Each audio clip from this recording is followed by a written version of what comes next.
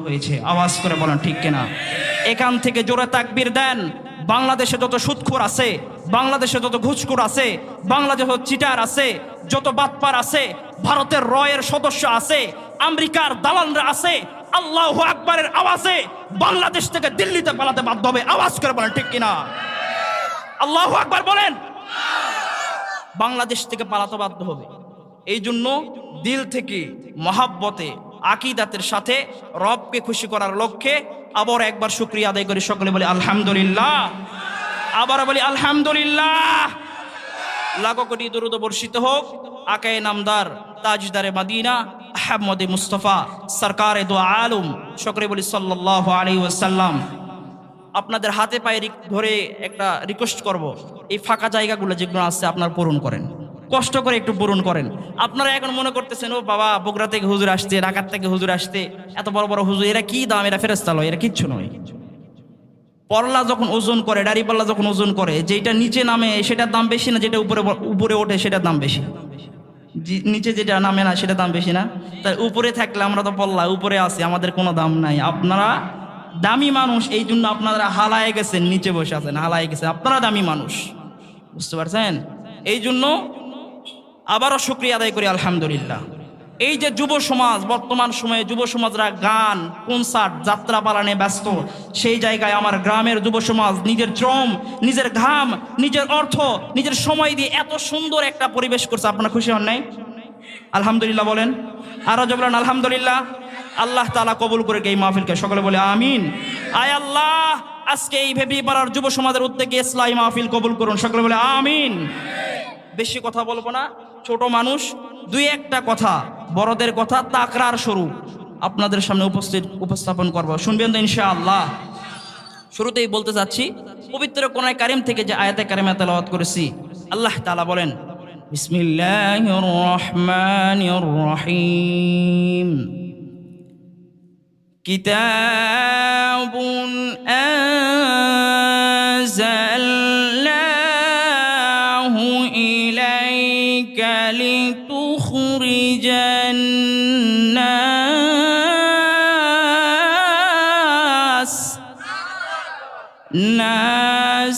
মিনাল যুলুমাতি ইলান নূর।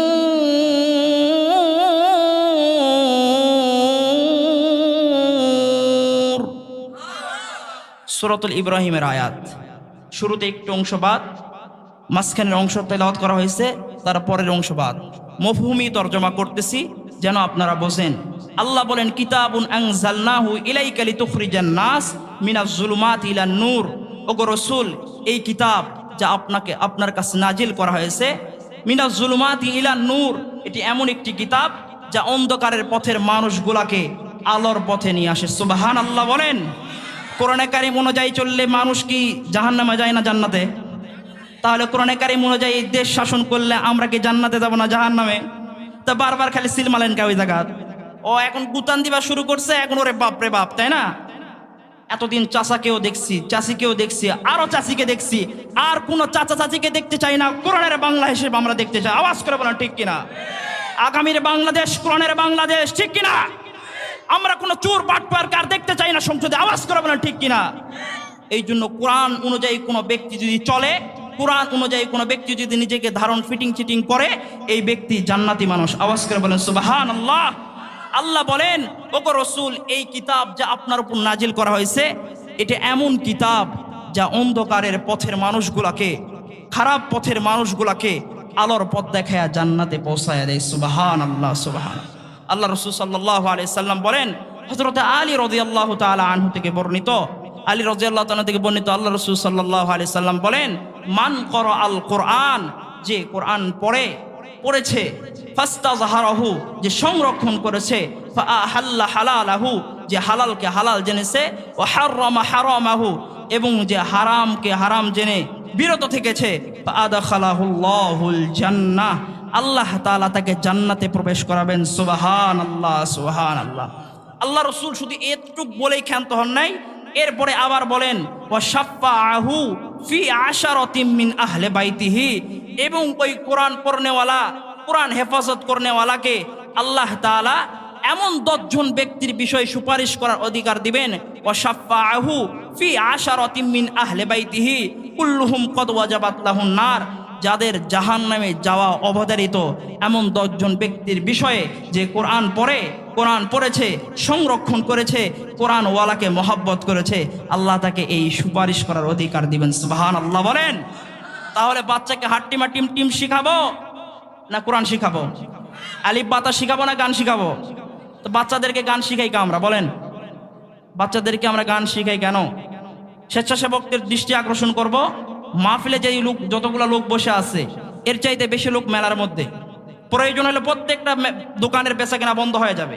কারণ এখানে আমরা বেচা কেনার জন্য দোকানে এখানে বসতে দেই নাই, জনগণের স্বার্থে অল্প সময় দোকান থেকে কেনাকাটা হাজত পূরণ করার জন্য এখানে দোকান দেওয়া হয়েছে। যদি আমাদের মাহফিলে সফল না হয়, আমার মুসলিম ভাইয়েরা যদি মাহফিলেই না বসতে পারে দোকানের কারণে, ওইরকম দোকান আমাদের দরকার নাই। আওয়াজ করে বলেন ঠিক কিনা? এই জন্য যুব সমাজদেরকে দৃষ্টি আকর্ষণ করে বলতে চাই, আপনারা যারা এই গ্রামের যুব সমাজ আছেন, আয়োজকের মধ্যে আছেন, অতি দ্রুত প্রত্যেকটা দোকান থেকে প্রত্যেকটা মুসলিম ভাইকে মাহফিলের মধ্যে পাঠিয়ে দেন। অতি দ্রুত যুবক ভাইরা অতি দ্রুত যান এবং তাদেরকে বলেন, আপনারা যদি এইরকমভাবে বিশৃঙ্খলাভাবে বেচা কিনা করেন তাহলে কিন্তু দোকান কিন্তু বন্ধ হয়ে যাবে। এখানে কোনো রাগ করার বিষয় নেই বাবা। কারণ আপনারা বলতেছেন বিভিন্ন বিগত আমরা দেখছি কোনো মাহফিল যদি বন্ধ করতে আসে তো আমাদের দেশের পুলিশরা বলে, হুজুর উপর থেকে অর্ডার আছে। এই পুলিশ, এই প্রশাসনের লোক, তোমার উপর কয়তলা উপর, পৃথিবীর মধ্যে কয়তলা উপর আছে? কিন্তু আল্লাহর উপরে আর কোনো উপর আছে? এই তোমাকে উপর থেকে নিষেধ করেছে, তুমি উপর থেকে উপরের নিষেধ আদেশ না মানলে তোমার হয়তো চাকরি চলে যাবে, এরপরে তুমি রিক্সা চালাও খাইতে পারবে।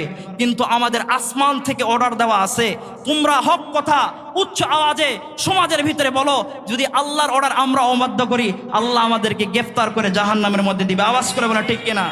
এই জন্য তোমাদের উপরের কোনো দাম নাই, আমাদের উপরের দাম আছে। আওয়াজ করে বলেন ঠিক কিনা? এই জন্য আপনাদের বিনয়ের সাথে বলবো, ভাই আপনাদের সাথে কোনো আমাদের বিরোধিতা নাই, বেচা কিনা করেন সুশৃঙ্খলভাবে করেন, জ্ঞানজাম করেন না। আর যারা আছে তাদেরকে মাহফিলের মধ্যে পাঠিয়ে দেন।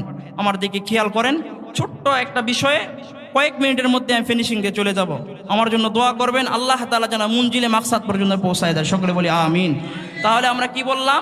আল্লাহ তাআলা বললেন কোরআন এমন একটি কিতাব যা অন্ধকারের পথের মানুষগুলোকে আলোর পথ দেখায়। এই কোরআন অনুযায়ী যদি শেখ হাসিনাও চলতো তাহলে এই শেখ হাসিনাকে আল্লাহ তাআলা একজন রাবিয়া বসরি বানাই দিত। আওয়াজ করে বলেন ঠিক কিনা? কিন্তু শেখ হাসিনা কোরআন অনুযায়ী চলেনি। যদিও ক্যামেরার সামনে রাবিয়া বসরির মতো চেহারা ফাঁস করছে, কিন্তু পর্দার আড়ালে আমার ছোট্ট রাহাত আর ছোট্ট বাচ্চাকে ঢাকার বুকে হেলিকপ্টার থেকে বুলেটের আঘাতে বুক ঝাঁঝরা করে ফেলেছে। আওয়াজ করে বলেন ঠিক কিনা? এই ছোট্ট একটা মাসুম বাচ্চার যে সরকারের কাছে নিরাপত্তা নাই, সে কোনোদিন এই জনগণের ভালো চায় নাই। আওয়াজ করে বলেন ঠিক কিনা?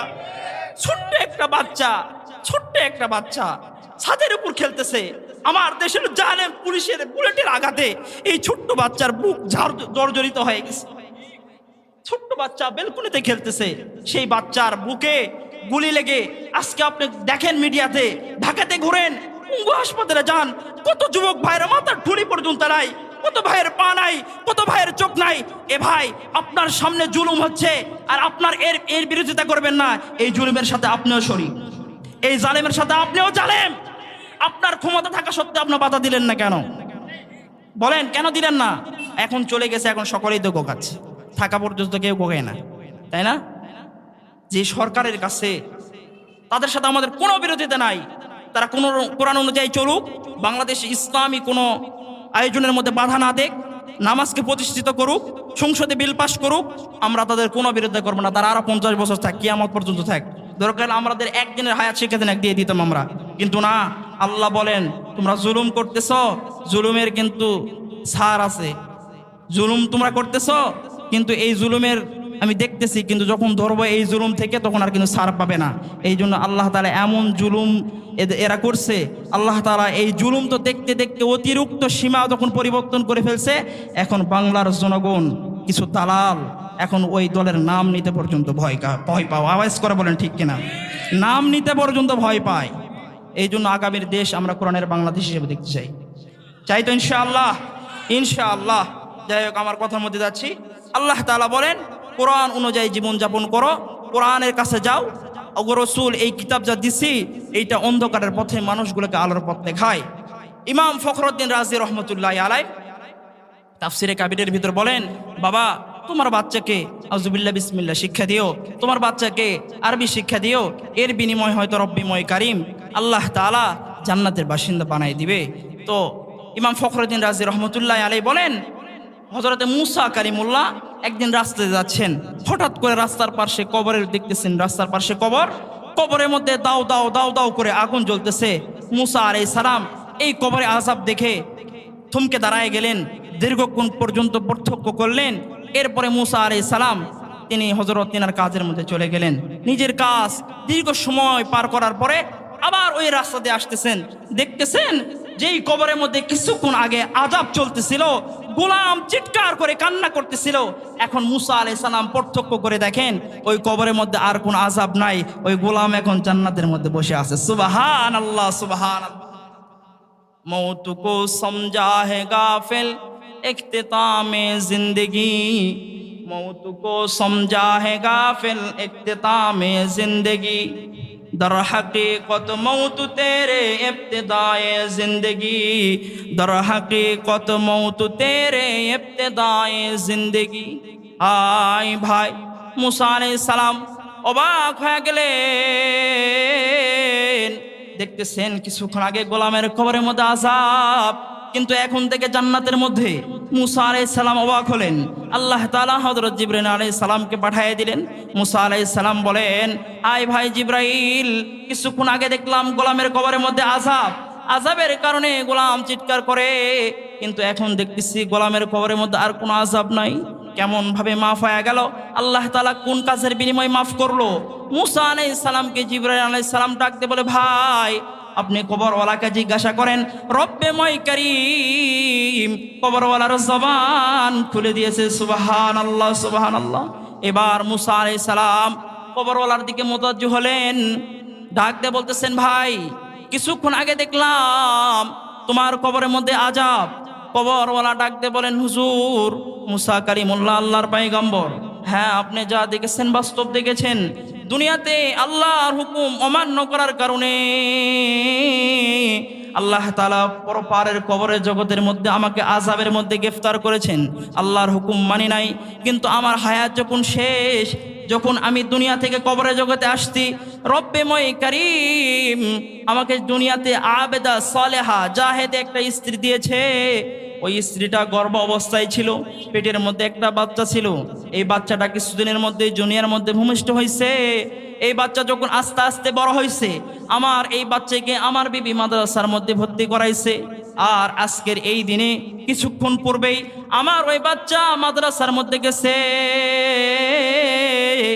আর ওই বাচ্চাকে আমার মাদ্রাসার শিক্ষক, আমার সন্তানের মাদ্রাসার শিক্ষক সুন্দর করে ওযু করাইছে। ওযু করায়া জায়নামাজের মধ্যে কিবলামুখী করে বসাইছে। এই বাচ্চা হুজুর বলতেছে বিসমিল্লাহির রহমানির রহিম। যখন হুজুর বলছে বিসমিল্লাহির রহমানির রহিম, আমার এই ছোট্ট মাসুম বাচ্চা, আমার এই ছেলে তার কসি জবান দিয়ে, পবিত্র জবান দিয়ে যখন বলছে বিসমিল্লাহির রহমানির রহিম, যখন আমার এই মাসুম বাচ্চার জবান দিয়া আল্লাহর প্রশংসা বের হইছে।